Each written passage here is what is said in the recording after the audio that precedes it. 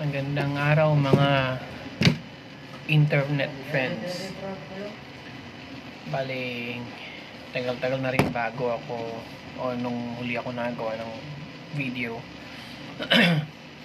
Medyo busy. Ngayon, papakita ko lang sa inyo yung conversion kit ko para sa Armscore to PCP. T6 tube. 3mm ang kapal niyan, sobrang kapal niyan, 3mm. Mahaba ito, mga 24-25 inches ang haba nito. Bali, ang gagawin nyo lang, so kung may Armscore na kayo is ilipat nyo lang yung valve assembly nyo dito sa loob, yung valve assembly ng Armscore nyo, pasok nyo sa loob. Tapos syempre, meron itong sariling end cap, naka-thread to. Pasok nyo lang dito sa loob yung valve assembly nyo. Tapos yun ay pasok, punta dito. Ayan.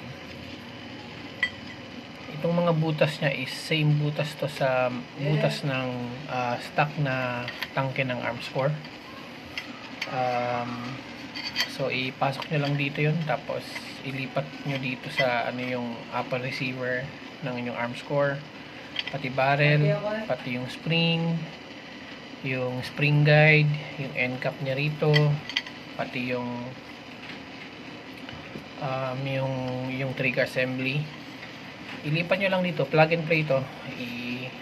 Basta ilipat nyo lang lahat ng parts ng Armscore nyo dito.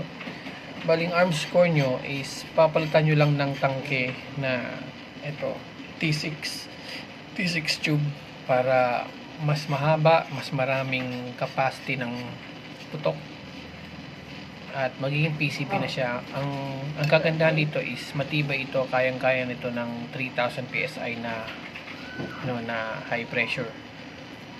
So ito, kung gusto nyo, kontakin nyo lang ako, tapos ibigay ko sa inyo or benta ko sa inyo, hindi ko ibigay, wala nang libre ngayon, tsaka may pamilya din akong papakainin. So ito yun.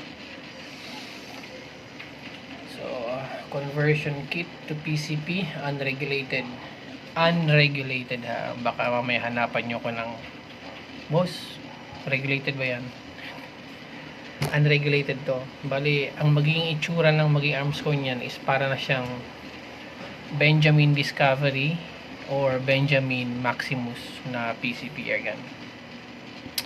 Katulad nung mga nasa nauna kong video, yung Armscore ko is ginawa kong PCP, unregulated PCP gamit ito.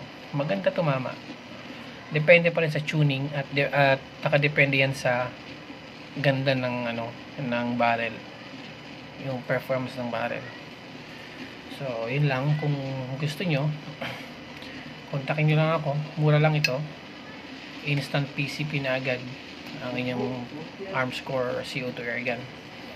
Kung mahilig kayong magputingting, mga likot, bagay sa inyo to. Hindi mo na kailangan ng tangke, battle tank, ng offset, ng regulator or mga ganon. Ito lang kailangan mo. At saka ang advantage pa nito is lesser ang joints, and pag lesser ang joints, lesser ang weak points or weak spots, at lesser ang chances ng leakage, air leakage, kasi konti na lang yung yung o-ring konti na lang yung magamit mong o-ring, konti na lang yung joints. So mas maganda. So ito, kontakin nyo lang ako, 0925-567-9062.